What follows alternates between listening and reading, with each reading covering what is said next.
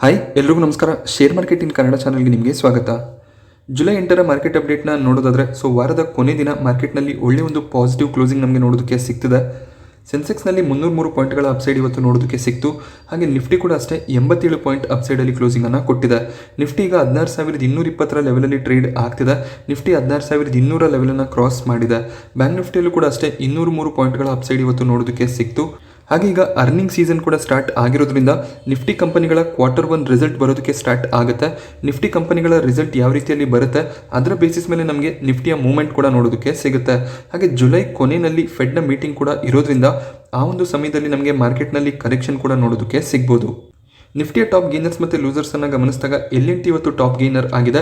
Almost 5% ಅಪ್ಸೈಡ್ನೊಂದಿಗೆ L&T ಕ್ಲೋಸಿಂಗನ್ನು ಕೊಟ್ಟಿದೆ.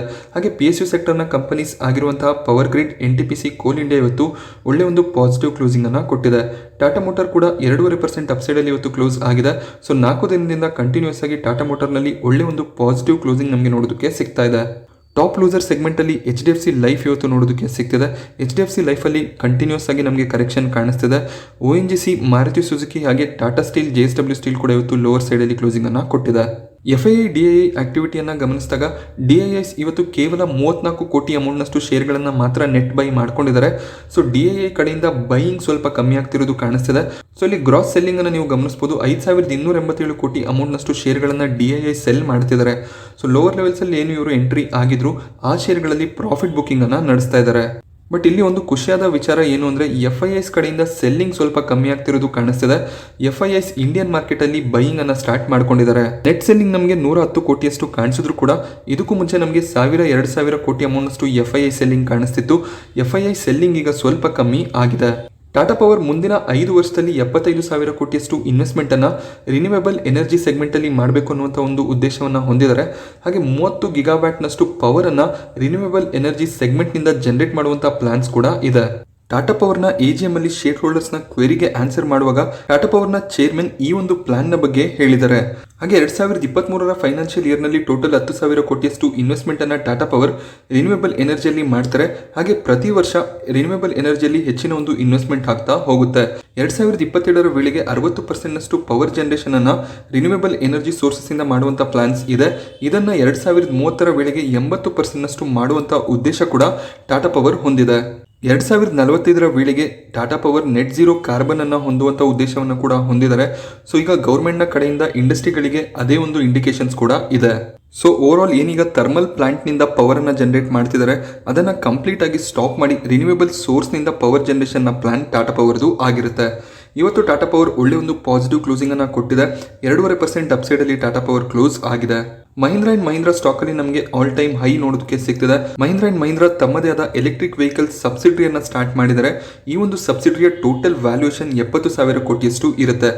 ಈಗ British international investment ಹಾಗೆ UK's ಡೆವಲಪ್ಮೆಂಟ್ ಫಿನಾನ್ಸ್ ಇನ್ಸ್ಟಿಟ್ಯೂಷನ್ 1,925 ಕೋಟಿಯಷ್ಟು ಇನ್ವೆಸ್ಟ್ಮೆಂಟ್ ಅನ್ನ ಈ ಒಂದು ಸಬ್ಸಿಡಿಯಲ್ಲಿ ಮಾಡ್ತಿದ್ದಾರೆ. ಹಾಗೆ ಮುಂಬರುವ ದಿನಗಳಲ್ಲಿ 8,000 ಕೋಟಿಯಷ್ಟು ಇನ್ವೆಸ್ಟ್ಮೆಂಟ್ ಬರುತ್ತೆ ಅಂತ ಮಹೀಂದ್ರ ಅಂಡ್ ಮಹೀಂದ್ರ ಮ್ಯಾನೇಜ್ಮೆಂಟ್ ಹೇಳಿದ್ದಾರೆ. ಹಾಗೆ ಈ ಒಂದು ಇನ್ವೆಸ್ಟ್ಮೆಂಟ್ಗೋಸ್ಕರ ಇನ್ವೆಸ್ಟರ್ಸ್ ಗಳನ್ನ ಕೂಡ ಇವರು ಆನ್ ಬೋರ್ಡ್ ಮಾಡ್ತಾರೆ. ಟಾಟಾ ಮೋಟಾರ್ನ ರೀತಿಯಲ್ಲಿ ಮಹೀಂದ್ರ ಅಂಡ್ ಮಹೀಂದ್ರ ಕೂಡ ಅಷ್ಟೇ ಎಲೆಕ್ಟ್ರಿಕ್ ವೆಹಿಕಲ್ 4-ವೀಲರ್ ಸೆಗ್ಮೆಂಟ್ ಅಲ್ಲಿ ತುಂಬಾನೇ ಕಾನ್ಸಂಟ್ರೇಷನ್ ಅನ್ನ ಮಾಡ್ತಿದ್ದಾರೆ. ಹೊಸ ಸಬ್ಸಿಡಿಯನ್ನ ಏನು ಇವರು ಫಾರ್ಮ್ ಮಾಡಿದ್ದಾರೆ 4-ವೀಲರ್ ಪ್ಯಾಸೆಂಜರ್ ಎಲೆಕ್ಟ್ರಿಕ್ ವೆಹಿಕಲ್ ನಲ್ಲಿ ಫೋಕಸ್ ಅನ್ನ ಇಟ್ಟಿರುತ್ತೆ. ಮಹೀಂದ್ರ ಅಂಡ್ ಮಹೀಂದ್ರ ಇವಾಗ 1,130 ಪ್ರೈಸ್ ಅಲ್ಲಿ ಟ್ರೇಡ್ ಆಗ್ತಿದೆ. ಸ್ವಲ್ಪ ಪ್ರಾಫಿಟ್ ಬುಕಿಂಗ್ ಕೂಡ ಇವತ್ತಿನ ಸೆಷನ್ ಅಲ್ಲಿ ನಮಗೆ ನೋಡೋದಕ್ಕೆ ಸಿಕ್ಕಿದೆ. ಅದೇನಾ ಛತ್ತೀಸ್ಗಢ ಪವರ್ ಅನ್ನುವಂತಹ ಕಂಪನಿಯನ್ನ ವೇದಾಂತ ಅಕ್ವೈರ್ ಮಾಡ್ತಿದ್ದಾರೆ.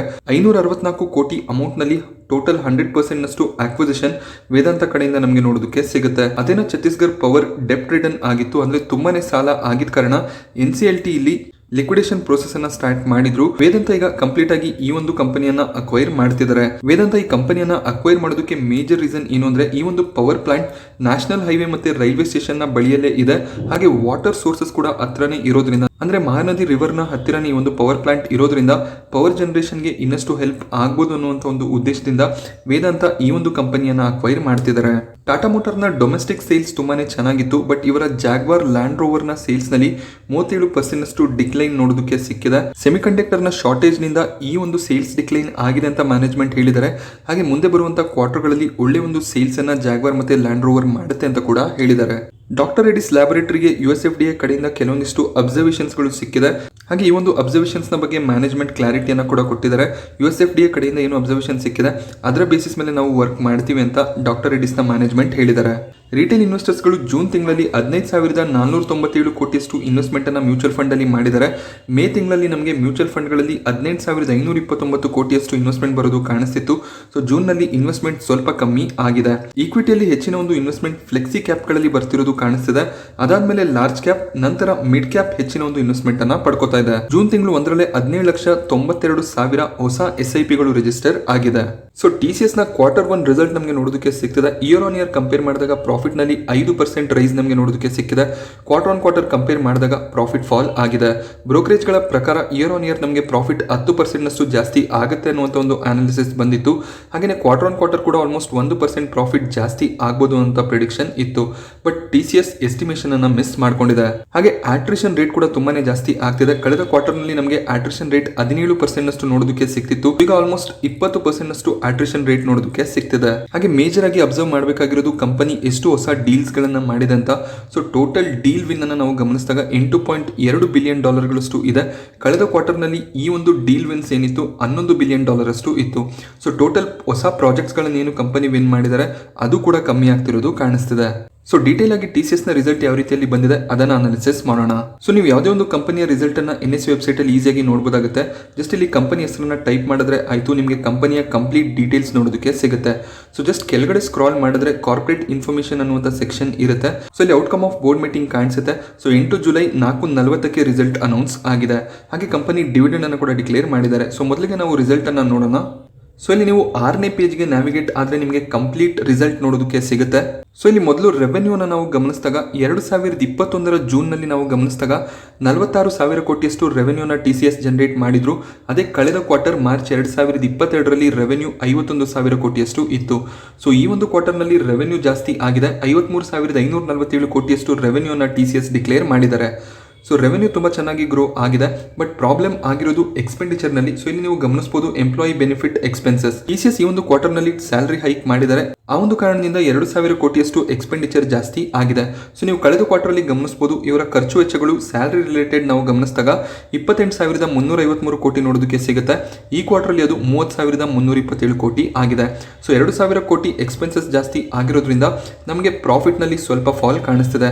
ಹಾಗೆ ಆಟ್ರಿಷನ್ ರೇಟ್ ಕೂಡ ಜಾಸ್ತಿ ಆಗ್ತಿದೆ. ಎಂಪ್ಲಾಯಿಗಳು TCS ಅನ್ನ ಬಿಟ್ಟು ಬೇರೆ ಕಂಪನಿ ಅಂತ ಹೋಗ್ತಿದ್ದಾರೆ. ಸೊ ಇವರು ಹೊಸ ಟ್ಯಾಲೆಂಟ್ ಅನ್ನ ಹುಡುಕಬೇಕಾಗುತ್ತೆ, ಅವ್ರಿಗೆ ಹೆಚ್ಚಿನ ಪ್ಯಾಕೇಜ್ಗಳನ್ನು ಕೊಡಬೇಕಾಗುತ್ತೆ.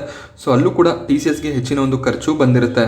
So profit for the period ಅಂದರೆ ನೆಟ್ ಪ್ರಾಫಿಟ್ ಅನ್ನು ನಾವು ಗಮನಿಸಿದಾಗ 2021 ಜೂನ್ ಅಂದರೆ ಇಯರ್ ಆನ್ ಇಯರ್ ಕಂಪೇರ್ ಮಾಡಿದಾಗ 9,000 ಕೋಟಿಯಷ್ಟು ಪ್ರಾಫಿಟ್ ಇತ್ತು. ಹಾಗೆ ಕಳೆದ ಕ್ವಾರ್ಟರ್ನಲ್ಲಿ ಮಾರ್ಚ್ 2022ರಲ್ಲಿ 9,959 ಕೋಟಿಯಷ್ಟು ಪ್ರಾಫಿಟ್ ನೋಡೋದಕ್ಕೆ ಸಿಕ್ಕಿದೆ. ಈಗ ನಮಗೆ ಪ್ರಾಫಿಟ್ನಲ್ಲಿ ಕ್ವಾರ್ಟರ್ ಕಂಪೇರ್ ಮಾಡಿದಾಗ ಫಾಲ್ ಕಾಣಿಸ್ತಿದೆ. But year on year profit ನಾವು ಗಮನಿಸಿದಾಗ ಪ್ರಾಫಿಟ್ ರೈಸ್ ಆಗಿದೆ. ಸೊ ನಾನು TCS ನ Q1 ಪ್ರಿವ್ಯೂ ಮಾಡಿದಾಗ ಮೋತಿಲಾಲ್ ಓಸ್ವಾಲ್ ಏನು ಒಂದು ಎಸ್ಟಿಮೇಟ್ ಅನ್ನ ಮಾಡಿದರೆ ಅದ್ರ ಬಗ್ಗೆ ನಿಮಗೆ ತಿಳಿಸಿದೆ. ಮೋತಿಲಾಲ್ ಓಸ್ವಾಲ್ ನ ಪ್ರಕಾರ 10,050 ಕೋಟಿಯಷ್ಟು ಪ್ರಾಫಿಟ್ ಅನ್ನ TCS Q1 ನಲ್ಲಿ ಡಿಕ್ಲೇರ್ ಮಾಡ್ತಾರೆ ಅಂತ ಅವರು ಎಸ್ಟಿಮೇಟ್ ಮಾಡಿದ್ರು. ಬಟ್ ಇಲ್ಲಿ ನಮಗೆ ಎಸ್ಟಿಮೇಷನ್ ಮಿಸ್ ಆಗ್ತಿರೋದು ಕಾಣಿಸ್ತಿದೆ. ಕ್ವಾರ್ಟರ್ ಪ್ರಾಫಿಟ್ ಅಟ್ಲೀಸ್ಟ್ 1% ಅಷ್ಟು ಜಾಸ್ತಿ ಆಗುತ್ತೆ ಅನ್ನುವಂಥ ಒಂದು ಅನಾಲಿಸಿಸ್ ಬಂದಿತ್ತು. ಬಟ್ ಇಲ್ಲಿ ನಮಗೆ ಪ್ರಾಫಿಟ್ ನಲ್ಲಿ ಆಲ್ಮೋಸ್ಟ್ 4ರಿಂದ 5% ಅಷ್ಟು ಡೌನ್ ಸೈಡ್ ಕಾಣಿಸ್ತಿದೆ. ಹಾಗೆ ನೀವು ಮೊದಲನೇ ಪೇಜ್ಗೆ ನ್ಯಾವಿಗೇಟ್ ಆದ್ರೆ ಇಲ್ಲಿ ನಿಮಗೆ ಡಿವಿಡೆಂಡ್ ಡೀಟೇಲ್ಸ್ ಕೂಡ ನೋಡೋದಕ್ಕೆ ಸಿಗುತ್ತೆ. ₹8 ಇಂಟ್ರಿಮ್ ಡಿವಿಡೆಂಡ್ ಡಿಕ್ಲೇರ್ ಆಗಿದೆ. ಹಾಗೆ ಈ ಒಂದು ಡಿವಿಡೆಂಡ್ ಏನಿದೆ ನಿಮಗೆ ಆಗಸ್ಟ್ 3ನೇ ತಾರೀಕು ನಿಮ್ಮ ಬ್ಯಾಂಕ್ ಅಕೌಂಟ್ ಅಲ್ಲಿ ಕ್ರೆಡಿಟ್ ಆಗುತ್ತೆ. ಹಾಗೆ ಇದಕ್ಕೆ ರೆಕಾರ್ಡ್ ಡೇಟ್ ಅನ್ನು ಕೂಡ ಕಂಪನಿ ಆಲ್ರೆಡಿ ಫಿಕ್ಸ್ ಮಾಡಿದ್ದಾರೆ. ಜುಲೈ 16 ರೆಕಾರ್ಡ್ ಡೇಟ್ ಆಗಿರುತ್ತೆ. ಸೊ ಜುಲೈ 15ಕ್ಕೆ ನಿಮಗೆ ಎಕ್ಸ್ ಡೇಟ್ ಆಗಿರುತ್ತೆ. ಸೊ ಅವತ್ತು ಪ್ರೈಸ್ ಕರೆಕ್ಷನ್ ಆಗುತ್ತೆ. ಜುಲೈ 14ರ ಮುಂಚೆ ನೀವು ಶೇರ್ಗಳನ್ನು ಬೈ ಮಾಡಿಕೊಂಡ್ರೆ ನಿಮಗೆ ಡಿವಿಡೆಂಡ್ ಸಿಗುತ್ತೆ. ಅಥವಾ ನೀವು ಆಲ್ರೆಡಿ ಶೇರ್ಗಳನ್ನು ಹೋಲ್ಡ್ ಮಾಡ್ತಿದ್ರೆ ಜುಲೈ 15ರವರೆಗೂ ನೀವು ಶೇರ್ಗಳನ್ನು ಹೋಲ್ಡ್ ಮಾಡ್ಕೋಬೇಕಾಗುತ್ತೆ. ಸೊ ಕಂಪನಿಯ ಮ್ಯಾನೇಜ್ಮೆಂಟ್ನ ಪ್ರಕಾರ ಈ ಒಂದು ಕ್ವಾರ್ಟರ್ನಲ್ಲಿ ಕಾಸ್ಟ್ ಮ್ಯಾನೇಜ್ಮೆಂಟ್ ಮಾಡೋದು ತುಂಬಾ ಚಾಲೆಂಜಿಂಗ್ ಆಗಿತ್ತು. ಹಾಗೆ ಸ್ಯಾಲರಿ ಹೈಕ್ಸ್ ಕೂಡ ಇದ್ದಿದ್ದರಿಂದ ಪ್ರಾಫಿಟ್ನಲ್ಲಿ ಸ್ವಲ್ಪ ಫಾಲ್ ನೋಡೋದಕ್ಕೆ ಸಿಕ್ಕಿದೆ. But over all growth prospective ಚೆನ್ನಾಗಿದೆ ಅಂತ ಮ್ಯಾನೇಜ್ಮೆಂಟ್ ಹೇಳಿದ್ದಾರೆ. ಹಾಗೆ ಜೆಫ್ರೀಸ್ನ ಪ್ರಕಾರ US ಮುಂದೆ ಏನು ರೆಸೆಷನ್ ಬರುತ್ತೆ ಆ ಒಂದು ರೆಸೆಷನ್ನಿಂದ ಇಂಡಿಯನ್ IT ಕಂಪನಿಗಳ ರೆವೆನ್ಯೂ ಮೇಲೆ ತುಂಬಾನೇ ಹೊಡೆತ ಬೀಳುತ್ತೆ. ಇಂಡಿಯನ್ IT ಕಂಪನಿಗಳ ರೆವೆನ್ಯೂ 5ರಿಂದ 15% ಅಷ್ಟು ಕಮ್ಮಿ ಆಗುವಂತ ಸಾಧ್ಯತೆ ಇರುತ್ತೆ ಅಂತ ಜೆಫ್ರೀಸ್ ಪ್ರಿಡಿಕ್ಟ್ ಮಾಡ್ತಿದ್ದಾರೆ. ಸೊ 2023-2024 ಫೈನಾನ್ಷಿಯಲ್ ಇಯರ್ ನಲ್ಲಿ IT ಕಂಪನಿಗಳು ಅಷ್ಟು ಒಳ್ಳೆ ರಿಟರ್ನ್ಸ್ ಅನ್ನ ಜನರೇಟ್ ಮಾಡಿ ಕೊಡೋದಿಲ್ಲ ಅಂತ ಜೆಫ್ರೀಸ್ ಹೇಳ್ತಿದ್ದಾರೆ. ಹಾಗೆ ಜೆಫ್ರೀಸ್ ತಮ್ಮ ಟಾರ್ಗೆಟ್ ಪ್ರೈಸ್ ಅನ್ನ 20ರಿಂದ 45% ಕಟ್ ಮಾಡಿದ್ದಾರೆ IT ಇಂಡಸ್ಟ್ರಿಗಳಲ್ಲಿ ಕಂಪೇರ್ ಮಾಡಿದಾಗ. ಸೊ ಓವರ್ ಆಲ್ ಜೆಫ್ರೀಸ್ ನ ಪ್ರಕಾರ ಅತಿ ಹೆಚ್ಚಿನ ರೆವೆನ್ಯೂ ಡೌನ್ ಸೈಡ್ ನಮಗೆ ವಿಪ್ರೋ ಮತ್ತೆ ಟೆಕ್ ಮಹೀಂದ್ರ ಶೇರ್ಗಳಲ್ಲಿ ನೋಡೋದಕ್ಕೆ ಸಿಗಬಹುದು ಅಂತ ಅವರು ಹೇಳ್ತಿದ್ದಾರೆ. 15ರಿಂದ 18% ಟೆಕ್ ಮಹೀಂದ್ರ ಮತ್ತೆ ವಿಪ್ರೋನ ರೆವೆನ್ಯೂ ಕಮ್ಮಿ ಆಗುತ್ತೆ ಅನ್ನೋದು ಅವರ ಪ್ರಿಡಿಕ್ಷನ್ ಆಗಿದೆ. TCS ಮತ್ತೆ ಇನ್ಫೋಸಿಸ್ ಅಲ್ಲಿ ನಾವು ಗಮನಿಸಿದಾಗ 2ರಿಂದ 6% ರೆವೆನ್ಯೂ ಡಿಗ್ರೋತ್ ಆಗ್ಬೋದು ಅಂತ ಜೆಫ್ರೀಸ್ ಪ್ರಿಡಿಕ್ಟ್ ಮಾಡ್ತಿದ್ದಾರೆ. ಮಿಡ್ ಕ್ಯಾಪ್ ಸೆಗ್ಮೆಂಟ್ ಅಲ್ಲಿ ನಾವು ಕನ್ಸಿಡರ್ ಮಾಡಿದಾಗ L&T ಇನ್ಫೋಟೆಕ್ ಒಳ್ಳೆ ಒಂದು ಆಯ್ಕೆ ಆಗಿರುತ್ತೆ.